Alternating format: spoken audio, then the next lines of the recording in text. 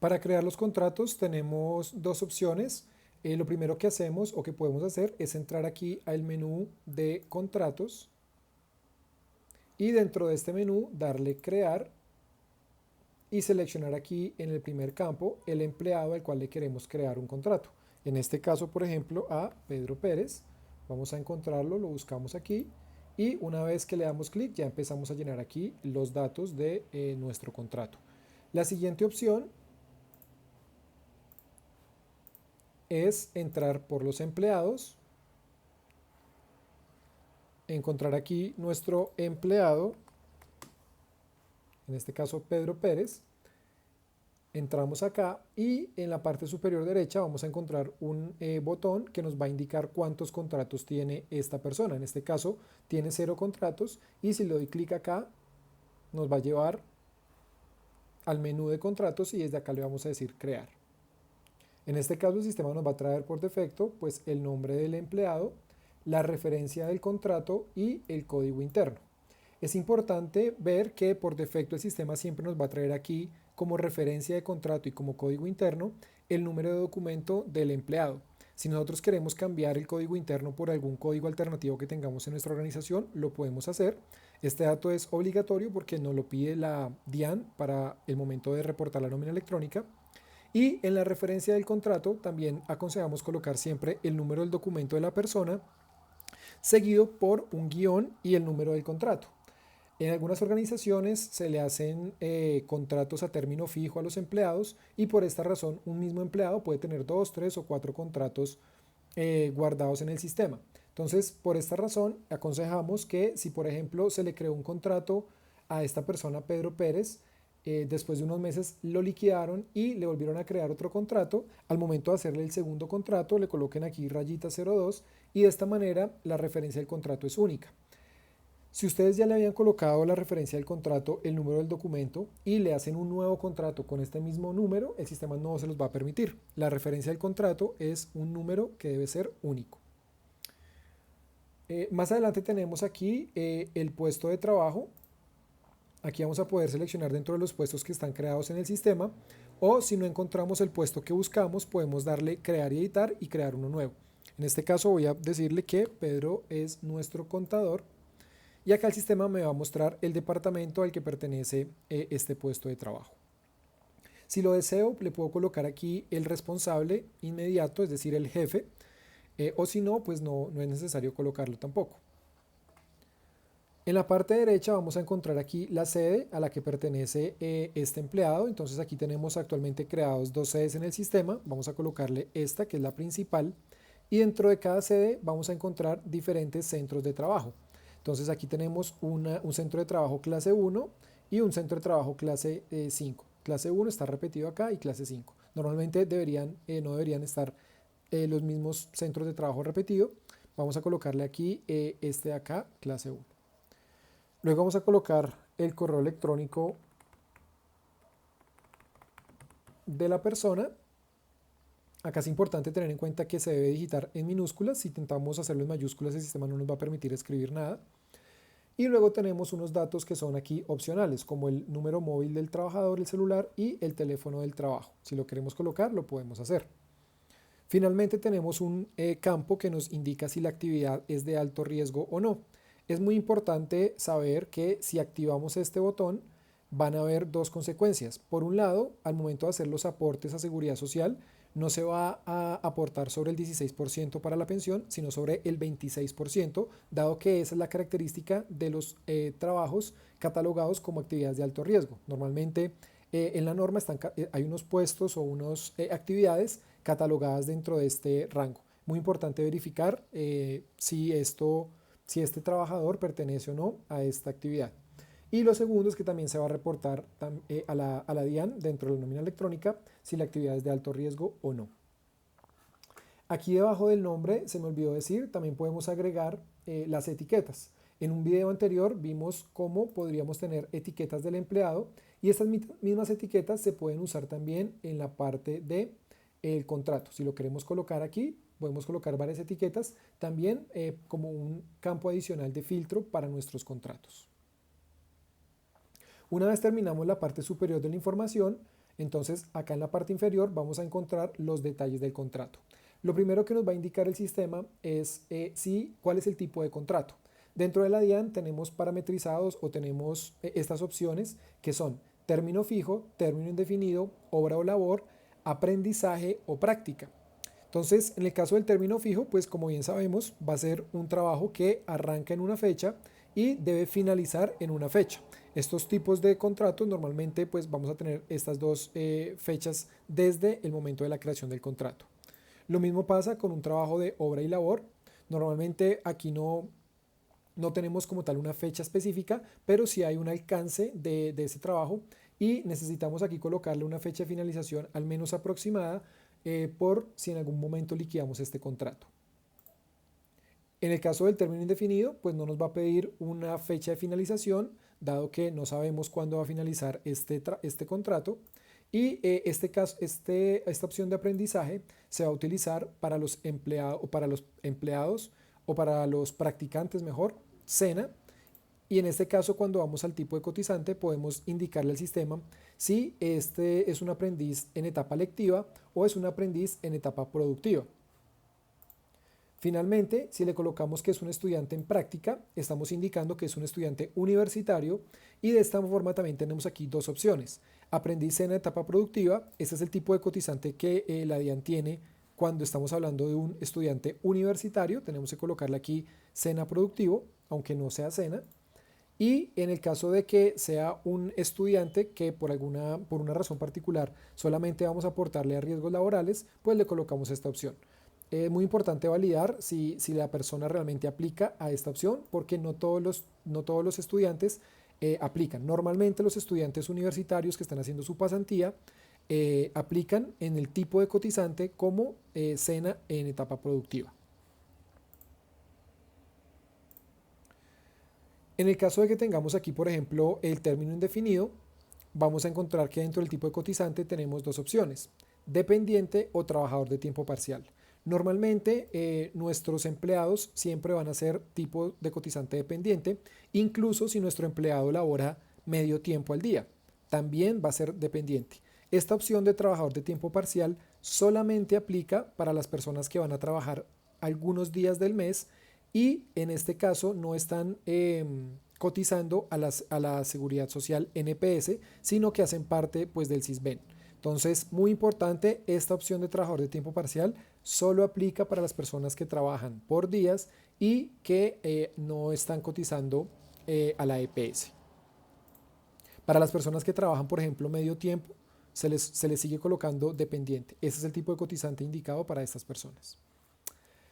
Acá en la fecha de inicio, pues vamos a colocar el inicio del contrato. Vamos a suponer que esta persona arrancó el 20 de agosto de 2020.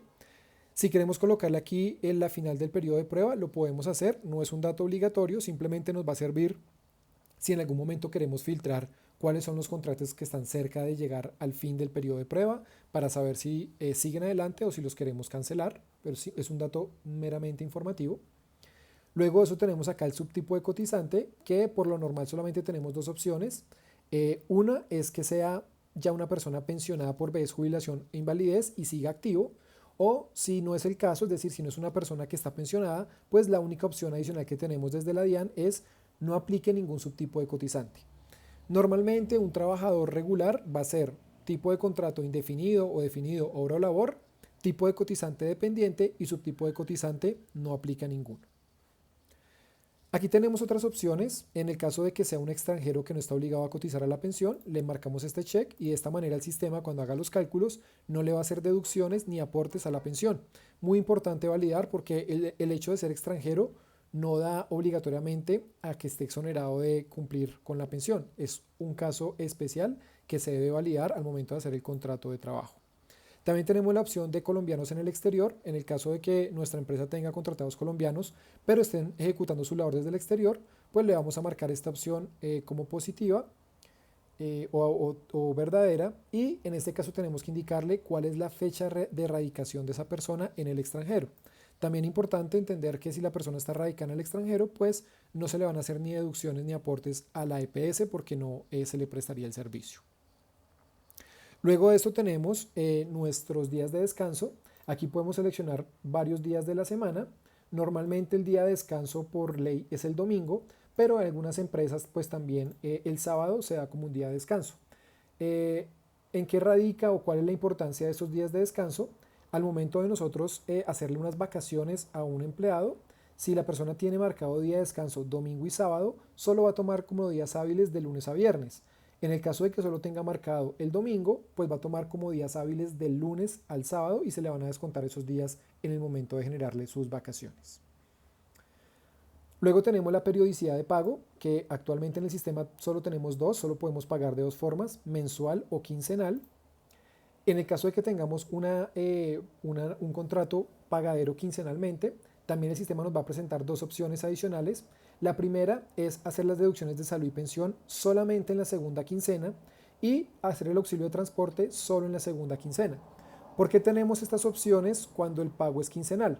Recordemos que las deducciones de la salud y pensión y el auxilio de transporte está indicado en la norma bajo una periodicidad mensual.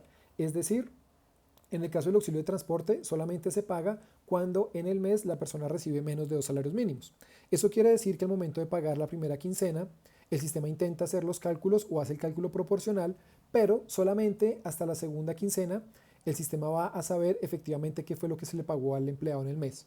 Entonces, algunas empresas prefieren hacer estos cálculos solamente en la segunda quincena para evitar reprocesos, o si no queremos hacer estos cálculos solamente en la segunda quincena, pues el sistema se va a encargar de hacer la proporcionalidad en cada quincena, pero siempre en la segunda quincena va a corregir los valores. Siempre con la segunda quincena, que ya se sabe cuál es el valor exacto a pagar, el sistema va a corregir. Si se pagó auxilio de transporte en la primera quincena y no se debía pagar, lo va a restar, o si hace falta un pago adicional de transporte, lo va a hacer. Luego en la parte de contabilidad, simplemente le vamos a indicar al sistema cuál es el tipo de documento para la nómina y cuál es el tipo de documento para seguridad social. Nosotros recomendamos tener separados en documentos distintos, uno para nómina y otro para seguridad social, de manera que sea más sencillo al momento de sacar información contable, encontrar o sacar las diferencias. Pero si ustedes quieren manejarlo desde un mismo tipo de documento, pues también lo pueden hacer. El sistema va a generar un asiento diferente para nómina y un asiento diferente para la seguridad social de cada empleado.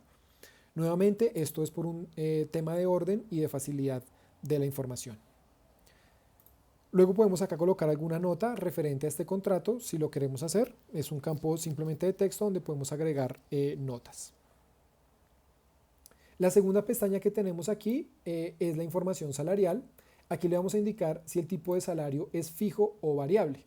En la norma está reconocido las diferencias que hay dentro de estos tipos de salario. Normalmente un salario fijo es cuando la persona gana lo mismo mes a mes, y un salario variable es cuando el salario de la persona puede variar cada mes por un tema de comisiones o algunos devengos adicionales que tenga su contrato. Es importante reconocer que es diferente fijo, variable y un salario fijo con variación.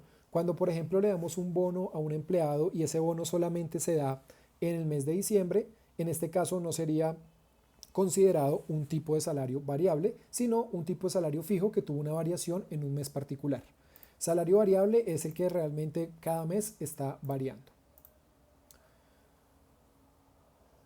Luego de esto vamos a poder indicar el salario. Acá por defecto el sistema, cuando creamos un contrato, obviamente el salario está en cero, y en este botón que dice definir aquí vamos a poder colocar el salario que queremos. Acá el sistema nos va a levantar un wizard donde le vamos a decir los datos como la fecha, el salario, si es salario integral o no, y el estado. Normalmente cuando una persona ingresó hace mucho tiempo, como en el caso de este contrato que ingresó en agosto del 2021, pues no le vamos a colocar todo el histórico de salarios que ha tenido, porque simplemente nos interesa saber cuál es el último salario. Entonces en este caso, si la persona quiere, le puede colocar aquí todos los salarios que ha tenido desde agosto del 2020 y registrar los valores, pero lo más sensato en este caso es registrar simplemente el último salario que tenga registrado la persona, que normalmente puede ser a partir del 1 de enero cuando se hace la variación de salarios. Entonces aquí le voy a colocar 1.000.000 de pesos, salario mínimo. Obviamente no es salario integral, y en el estado le vamos a colocar variación. El estado de ingreso solamente aplica cuando la persona o cuando estamos colocando la fecha de ingreso. En todos los demás casos, pues vamos a tener es una variación de salario, como en este caso. Le vamos a dar guardar. Y si volvemos aquí a la pestaña, vamos a ver que ya el salario nos va a aparecer aquí actualizado, nos dice que es de 1.000.000 y en esta parte de acá el sistema nos va a mostrar todos los cambios de salario que se hayan mantenido o que se mantengan para este contrato. Entonces más adelante vamos a ver también cómo hacer la variación del salario y cómo se va a ver registrado en esta parte. Finalmente, en la parte de auxilio de transporte, cuando el salario es menor a 2 salarios mínimos, por defecto nosotros podemos o el sistema le va a calcular auxilio de transporte, a no ser que nosotros queramos omitir ese auxilio. En el caso de que queramos omitir ese auxilio porque la persona se le da ruta o porque vive muy cerca, vamos a activar este botón y de esta manera se le va a omitir el auxilio de transporte, o sea, no se le va a liquidar en su nómina. Debido a la pandemia que salió el tema de auxilio de conectividad para las personas que trabajan desde casa, podemos aquí colocar cuántos días de auxilio de conectividad se le van a pagar a el empleado. Entonces, si queremos que la persona no se le pague auxilio de transporte, pero se le pague auxilio de conectividad por unos días determinados, pues le vamos a colocar aquí los días que queremos que se le pague auxilio de conectividad y el sistema va a hacer el cálculo de ese auxilio para estos días. Luego tenemos una pestaña de subsistemas y aquí es donde vamos a registrar la EPS, el fondo de pensiones y el fondo de cesantías. Entonces, para registrar el AEPS, vamos a decirle aquí agregar registro. El sistema nos va a mostrar aquí muy parecido al tema del salario, el valor, pero dentro de la tablita es donde se colocan esos valores. Entonces aquí nos va a decir que la EPS actual es vacía hasta que le registremos aquí la EPS. Entonces, en este caso la fecha, pues podemos colocarle la fecha de ingreso de la persona o el primer día del año. Vamos a colocarle aquí que la EPS es Sanitas. Aquí le vamos a indicar el estado. Normalmente el estado siempre es aprobado para que el sistema refresque aquí la EPS. La opción de en trámite es cuando nosotros queremos en la pila informar que la persona solicitó un cambio de EPS, pero todavía no está aprobada. Entonces, cuando el estado es de en trámite, el aporte a la EPS se va a hacer sobre la última que esté en estado aprobado. Entonces aquí, digamos, lo más normal y lo más conveniente es simplemente registrar cuando ya fue aprobado el trámite y aquí se coloca en este estado. Fondo de pensiones, lo mismo, le colocamos la fecha de ingreso o el primer día del año, le colocamos aquí el sistema y aprobado, y en el caso del fondo de pensiones, lo mismo. Fecha de entrada o primer día del año, perdón, y aquí en este caso para el fondo de cesantías no es necesario colocarle el estado, simplemente vamos a colocarle la fecha y el subsistema. Si yo le doy aquí guardar, vamos a ver nuevamente que aquí en los subsistemas ya me tomó o me actualizó la última EPS aprobada. Fondo de pensiones, la última EPS aprobada y fondo de cesantías, la última EPS aprobada. ¿Cuál es la intención o la idea de hacer esto en esta tabla? Que si en algún caso nosotros queremos cambiar o bueno, la persona decide cambiarse de su EPS actual a otra EPS, podamos tener la trazabilidad de esta información. Supongamos que esta persona se quiere cambiar o se cambió en marzo a otra EPS, entonces aquí va a quedar que a partir del 1 de marzo la persona está en Sura, esto está aprobado y al guardar vamos a ver cómo en la EPS nos va a quedar la última aprobada, pero sin perder el registro de las otras EPS a las que ha pertenecido esta persona. Con esto tenemos ya la información básica para nuestro contrato. En los siguientes videos vamos a mostrar información también importante que tiene que ver con los conceptos fijos, históricos y retención en la fuente. Muy importante, el paso final para que podamos empezar a trabajar con nuestro sistema es pasar el contrato de borrador a activo. Mientras el contrato esté en borrador no vamos a poder generar novedades ni hacer nóminas. Solamente hasta que le damos aquí clic en el estado activo vamos a poder empezar a utilizar nuestro contrato.